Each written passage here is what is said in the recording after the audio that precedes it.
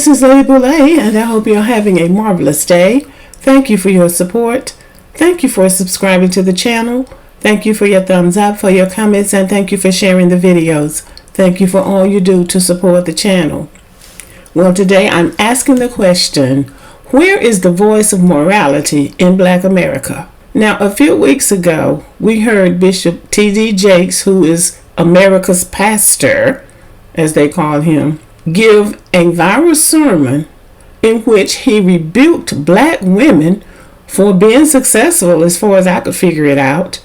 He went on about black women climbing the corporate ladder and getting college degrees and just being independent and responsible American citizens. And he said, we're raising black women to be men. And it just went viral, and so many men on social media agreed with him that you thought, well, gosh, he's really made a big moral statement in America. So what we are coming to understand is that when it's time to rebuke or correct a black woman, there are many, many voices, whether they're credible or not. They're ready to jump on the bandwagon and correct black women. But I'm asking about black men right now. Bishop T.D. Jakes is a man, and he's respected by many men and women in America. But I'm asking about the moral voice when it comes to black men. Specifically today, I'm talking about Nick Cannon. Nick Cannon has not committed a crime according to the laws of America. He has not. But Nick Cannon seems to be a loose cannon who's engaging in reckless behavior, and he speaks on it as if it's a form of amusement or as if he's sharing some type of deep philosophical knowledge about him impregnating women, different women, not marrying anybody, and just having children 2 weeks apart. The last one, he had one 2 weeks ago, and yesterday or the day before, he announced another one. So at the rate that he's going, by the time he's 50, 60 years old, he's going to have, 30 or 40 children. And nobody is saying anything about this. Bishop T.D. Jakes, if he has had a sermon about this, I haven't heard it. And Nick Cannon is not the only one. There are many black men in America who are dealing with women. And I'm not saying that women are not responsible. They are. They bear responsibility too. 50% of this is their fault. And no, nobody understands these women except this obsession that Americans have with celebrity.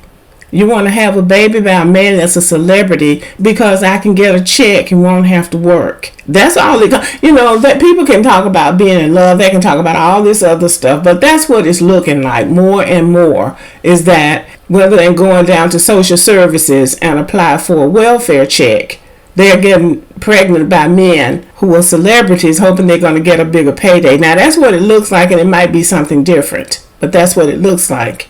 But Nick Cannon, according to the news reports, he has 10 children by 4 or 5 different women. I think there are 2 or 3 sets of twins involved. And there are those who are trying to make this look like it's something cute. It's cute, it's what he wants to do, and it's his business. Now, this was the headline that got me. This came out in Rolling Stone magazine on September 30th. It says, still effing like crazy. Nick Cannon welcomes baby number 10, Rise Messiah, that's his name. Brittany Bell gave birth to their 3rd baby together. This is Rolling Stone magazine, a white publication, and that's what they're saying about him. This is reinforcing the hex that the Jewish rabbi says was placed on black people back in Africa before we ever got on any slave ship. There were 3 things that they were going to label black people as we came out of Africa into the Western Hemisphere. Number 1, that we are poor. Poverty was placed on us. Number 2, sexual degeneracy. And number 3, that we would forget who we were. It was very important to them for us to forget who we were. And that is why it is so important for us to go back and do the research to find out who we were before we got into the Western Hemisphere, because it is important to somebody that we would forget that.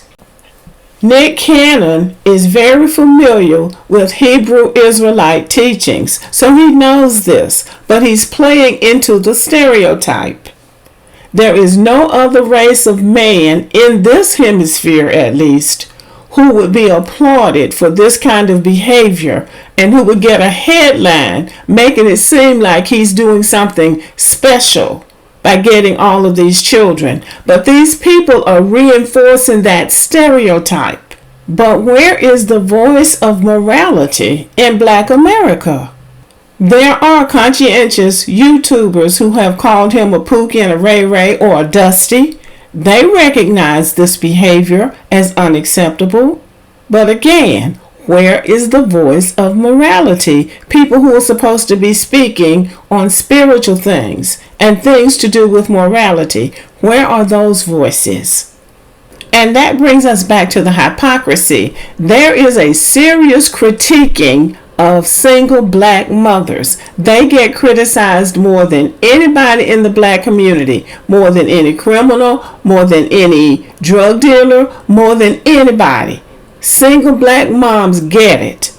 And even in other communities, remember the Octomom. This was a white woman. She had 14 children. She wasn't married and she was receiving public assistance. White people dragged her. There was serious rebuking of this woman. I'm not saying that women should not be critiqued for their behavior. What I'm saying is that men should be critiqued for theirs too.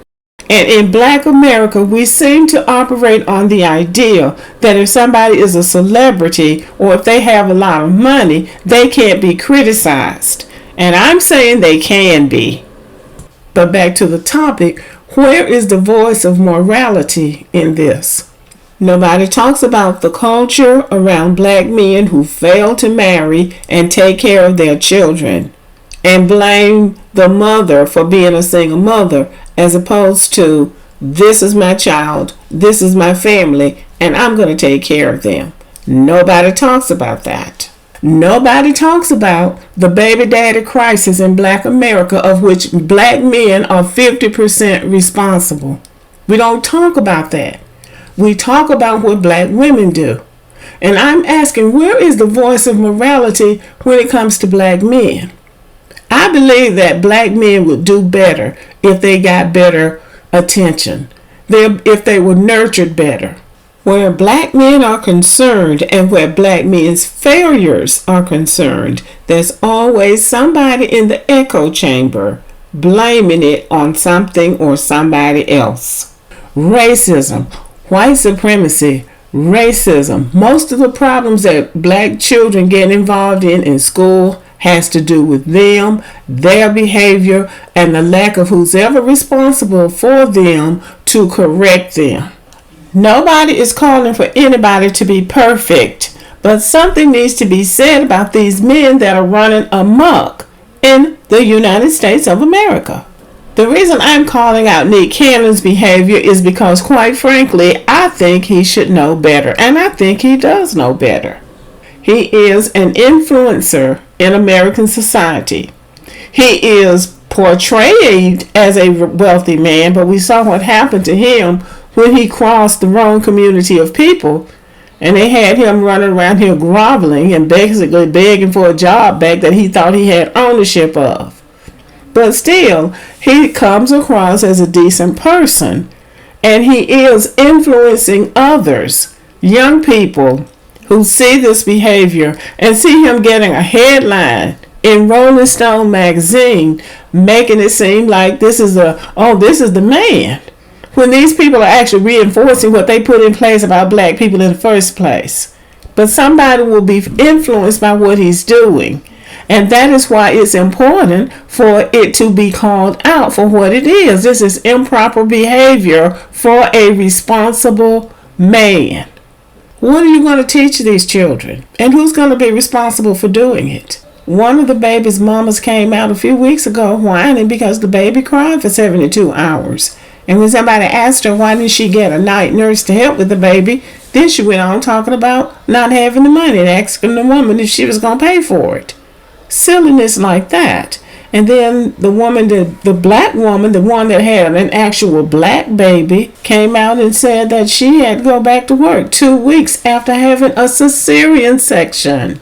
And Brittany Bell, the one that just had the 10th baby, and this is her 3rd child with him, has some kind of blessing way ceremony, and I looked that up, and it's something about celebrating the mother with her friends and celebrating the mother instead of the baby. See, this kind of stuff. Celebrating the mother instead of the baby. The baby is the one that's need nurturing and raising. And if the mother still needs that, then she doesn't need to be having children. She needs to take care of herself first.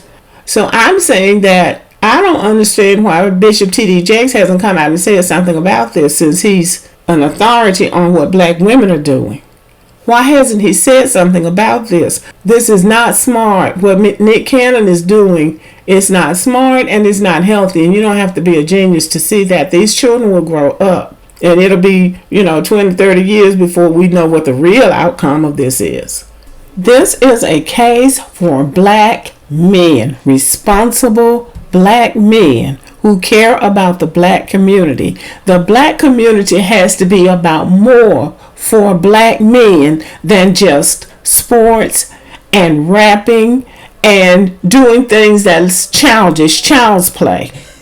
Black men need to stand up in our community and speak things that are incorrect and not right. And not complain about white supremacy, not complain about black women, but take charge of this community. And I don't think you have to be insulting. Black men and black women need to draw up a code of conduct for Black America.